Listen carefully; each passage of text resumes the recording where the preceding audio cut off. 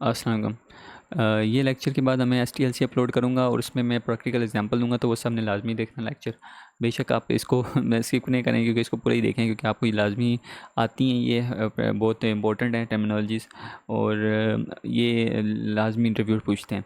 तो बाकी जो है STLC का आपने लाजमी देखना है, क्योंकि उसमें मैं प्रैक्टिकल एग्जांपल दूंगा डॉक्यूमेंटेशन की, जिसमें मैंने test planning, test execution, defect reporting और बाकी जितने भी प्लानिंग, टेस्ट केसेस डेवलपमेंट और जितनी भी डॉक्यूमेंटेशन होती है, रिक्वायरमेंट एनालिसिस वगैरह वाली सारी दिखाऊंगा आपको, ठीक है। प्रैक्टिकल दिखाऊंगा।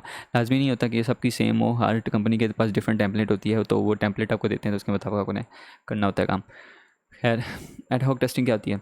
सॉफ्टवेयर टेस्टिंग जो परफॉर्म होती है विदाउट प्रॉपर प्लानिंग, ठीक है। कोई भी प्रॉपर प्लानिंग नहीं होती इसकी, और डॉक्यूमेंटेशन नहीं होती, कोई टेस्ट केस डिज़ाइन नहीं होते, बस विद नॉलेज अपनी जो टेस्टर यूज़ करता है उसके मुताबिक इसको परफॉर्म करता है, वो एडहॉक टेस्टिंग होती है, ठीक है। पॉन की टेस्टिंग क्या होती है कि फंक्शनलिटी टेस्ट करते हैं without the knowledge of application, knowledge application की नॉलेज के बगैर। वो ऑटोमेटिकली वो नहीं होता जो बस फंक्शन चेक कर रहा होता कि बंदा, तो और उसको पता नहीं होता कि ये एप्लीकेशन करती क्या है, लेकिन बस उसका फंक्शन चेक कर होता है बटन का, तो वो उसे कहते हैं मंकी टेस्टिंग। तो without knowing the application and test cases, checking the functionalities का मंकी टेस्टिंग, ठीक है। अच्छा, रीटेस्टिंग क्या होता है? टेस्ट को दोबारा टेस्ट करना, ठीक है। जब बग वगैरह चेक करने के लिए बग वगैरह फिक्स हो गए हैं कि नहीं, जब डेवलपर को हम डिफेक्ट भेजते हैं, रिपोर्ट करते हैं, तो उसने बग फिक्स कर दिया कि नहीं, तो वो चेक करने के लिए हम रीटेस्टिंग करते हैं, ठीक है। और इसके लिए भी करते हैं कि testing functionality with multiple inputs, जो फंक्शनैलिटी चेक करने के लिए दो या दो से ज़्यादा इनपुट्स ले रहा है, to confirm the business validation and implemented और नॉट, ठीक है। तो बिजनेस वैलिडेशन इंप्लीमेंट हुई है कि नहीं, उसको भी चेक करने के लिए तो ये होती है यूनिट टेस्टिंग। तो दो कामों के लिए नॉर्मली यूज़ होती है। रिग्रेशन टेस्टिंग क्या होती है? It is a process of identifying various features in our. खैर ये है कि डायरेक्ट मैं बताऊँ आपको कि जो सॉफ्टवेयर में अपडेट होते हैं फीचर्स, और मॉडिफाई होते हैं, बिल्ड होते हैं, और डिफरेंट फीचर्स ऐड होते हैं, वो चेक करने के लिए कि उसका कोई साइड इफेक्ट तो नहीं है, ठीक है। वो चेक करने के लिए रिग्रेशन टेस्टिंग होती है। तो और इनको दोबारा टेस्ट किया जाता है, and testing this feature, the new functionality added to the existing system or modification made to be existing system, it must be noted that bug fixer might introduce side effect। तो check करने के लिए bug fixer ने कोई extra effects डाल दिए हैं, सो कि डाले हैं कि नहीं उस एप्लीकेशन के फीचर्स पर, वो चेक करने के लिए रिग्रेशन टेस्टिंग होती है, ठीक है। तो ये साइड इफ़ेक्ट को ढूंढने के लिए ज़्यादा कारगर साबित होती है। सैनिटी क्या होती है? सैनिटरी टेस्टिंग क्या होती है? बेसिक फंक्शनल टेस्टिंग होती है जो टेस्ट इंजीनियर कंडक्ट करता है, तो जब भी उसके पास डेवलपमेंट टीम बिल्ड आती है, ठीक है। जब भी उसके पास डेवलपमेंट टीम के पास बिल्ड आती है।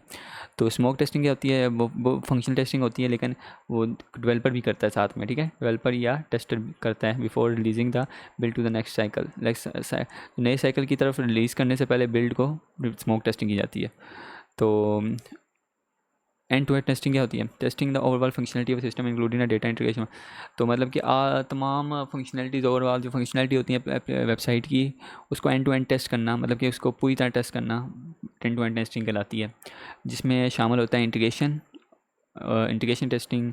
आप कोई भी फंक्शन ले लें, उसके कोई भी फंक्शन के टेस्ट केसेस ले लें, उसके मुताबिक उसको टेस्ट कर लिया एंड टू एंड पूरा उसके एप्लीकेशन की फंक्शनलिटी को, तो वो एंड टू एंड टेस्टिंग कहलाएगी। तो उसके बाद आ जाती है एक्सप्लोरेटरी टेस्टिंग। एक्सप्लोरेटरी एप्लीकेशन में होता है कि आपके पास कोई टेस्ट केसेस नहीं होते, without on the go testing होती है। बेसिकली इसमें होता है कि आपके पास ऑन द गो आपने टेस्ट केसेस बनाने होते हैं, ठीक है। एक्सप्लोरेटरी टेस्टिंग में होता है कि आपने टेस्ट केसेस उसी वक्त बनाने होते हैं और उसी वक्त एग्जीक्यूट करने होते हैं, ठीक है। आपको जो जो प्रोसेस मिल रहा होता है, आप जो जो बटन दबा रहे होते हैं, उसी पे टेस्ट केस बनता जा रहा होता है, उसी पे टेस्ट केस एग्जीक्यूट होता जा रहा है। तो ऑन द गो आप एक्सप्लोर कर रहे होते हैं, एप्लीकेशन को टेस्ट कर रहे होते हैं, वो एक्सप्लोरेटरी टेस्टिंग कहलाती है। ग्लोबलाइजेशन टेस्टिंग या इंटरनेशनल टेस्टिंग में क्या होता है? एप्लीकेशन में चेक करना कि ऑफ सेटिंग जो होती है उसकी, वो लैंग्वेज चेंज कर रही है, डेट और फॉर्मेट चेंज कर रही है, करेंसी वगैरह चेंज कर रही है। ये डिज़ाइन की जाती है ग्लोबल यूज़र्स के मुताबिक, ठीक है। ग्लोबल यूज़र के मुताबिक ये चेंज हो रहा है कि नहीं, इट इज़ का ग्लोबलाइजेशन टेस्टिंग। जबकि लोकल जो टेस्टिंग होती है, लोकलाइजेशन टेस्टिंग होती है, उसमें डिफ़ॉल्ट लैंग्वेज चेक की जाती है, करेंसी चेक की जाती है, डेट चेक की जाती है, फॉर्मेट चेक की जाती है, और ये लोकलिटी जो लोकल यूज़र होते हैं उनके लिए बनाई जाती है एप्लीकेशन। तो ग्लोबल होती है जो वर्ल्ड वाइड एप्लीकेशन चल रही होती है, लोकल यानी उसी मुल्क की जो एप्लीकेशन होती है, ठीक है। तो वो चल रही होती है, उसमें जो डिफ़ॉल्ट लैंग्वेज वगैरह के चेक किया जाता है। पॉजिटिव टेस्टिंग क्या होती है? पॉजिटिव अप्रोच रखकर टेस्ट करना एप्लीकेशन को। फॉर एग्जांपल अगर 1 से 10 आपको दिए गए हैं, जिसमें आपने 1 से 10 से ज़्यादा नंबर नहीं होने चाहिए, 1 से कम नंबर नहीं होने चाहिए, 10 से ज़्यादा नंबर नहीं होने चाहिए, और बीच में सिर्फ अल्फ़ाबेट्स होने चाहिए। तो फॉर एग्जांपल आप इसके टेस्ट केसेस बनाएंगे पॉजिटिव वे में, ठीक है। फॉर एग्जांपल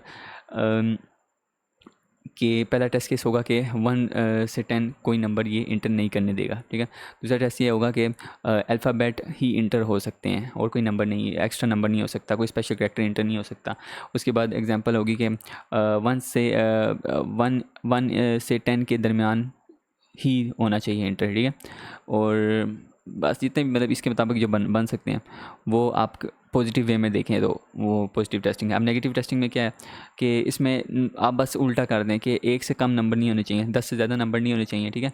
और हो गया क्या मतलब कि बीच में स्पेशल कैरेक्टर नहीं होने चाहिए, ठीक है, मतलब कोई नंबर नहीं होना चाहिए बीच में, सिर्फ अल्फ़ाबेट्स होने चाहिए, ठीक है। अल्फ़ाबेट्स ये जो पहला पॉजिटिव टेस्टिंग में होगा कि सिर्फ अल्फ़ाबेट्स होने चाहिए, नेगेटिव टेस्ट में कि कोई एक्स्ट्रा नंबर्स नहीं होने चाहिए, ठीक है। तो ये वो अगले समझ आएंगे इसी तरह। तो बस आपने नेगेटिव माइंड सेट रख के एप्लीकेशन का लिए टेस्ट केसेस बनाने हैं, नेगेटिव टेस्टिंग करनी है उसकी, पॉजिटिव माइंड रख के पॉजिटिव टेस्ट करके टेस्ट केसेस बना के पॉजिटिव टेस्टिंग करनी है, तो वो पॉजिटिव टेस्टिंग कहलाएगी। तो ये होता है पॉजिटिव नेगेटिव टेस्टिंग। तो मुझे उम्मीद है कि आपको ये लेक्चर पसंद आया होगा और आपको अगली टेस्टिंग लाइफ साइकिल के लिए लाजमी आपने देखना है, क्योंकि वो उसमें मैं प्रैक्टिकल एग्जांपल दूंगा। तो अल्लाह हाफिज़, इंशाल्लाह अगले लेक्चर में मिलते हैं।